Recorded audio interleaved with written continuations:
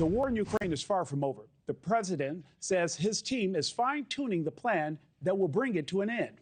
As the president's team prepares to hammer out details with Russia and Ukraine leaders in the next week, President Trump says he's open to meeting with both Vladimir Putin and Volodymyr Zelensky, but only when a deal is nearly done. NewsNation's Tom Dempsey is live at the White House with the latest. Tom, good morning. Hey, Nick, good morning from the White House. Yeah, that Thursday deadline set by President Donald Trump to reach a peace deal appears to be pushed back right now. Aboard Air Force One, President Trump voiced progress to NewsNation about where talks are right now. We're having good talks. We started with Russia. We're having some talks with Russia. Ukraine is doing well. I think they're pretty happy about it. People are starting to realize it's a good deal for both parties, and they got to stop the war. They're losing a lot of people.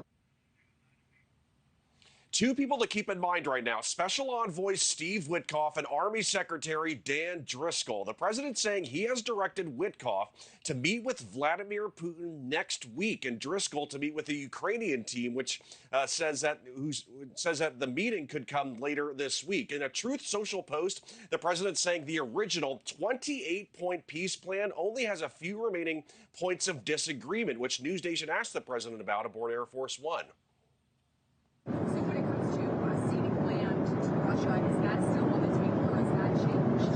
Well, they're talking about going land both ways and trying to clean up the border.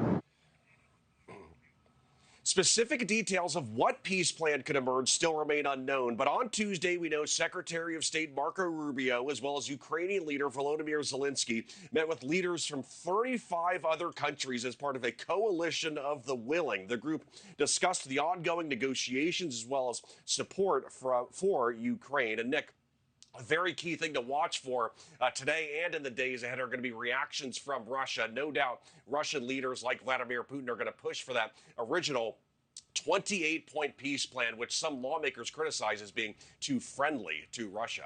Nick? Tom, speaking of Russia, has this new round of talks slowed down the fighting in any way on the battlefield?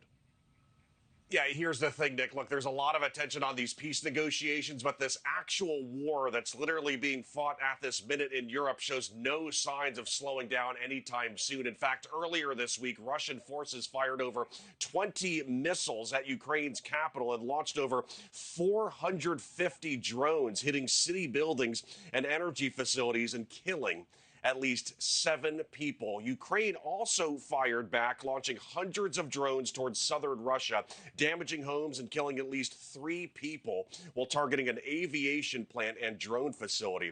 One Russian leader described that drone attack from Ukraine as one of the largest since the war began. Nick? Tom Dempsey live for us at the White House this morning. Tom, thank you. Thank you for watching. Subscribe below and download our NewsNation app right now on your phone, and you will get fact-based, unbiased news for all Americans.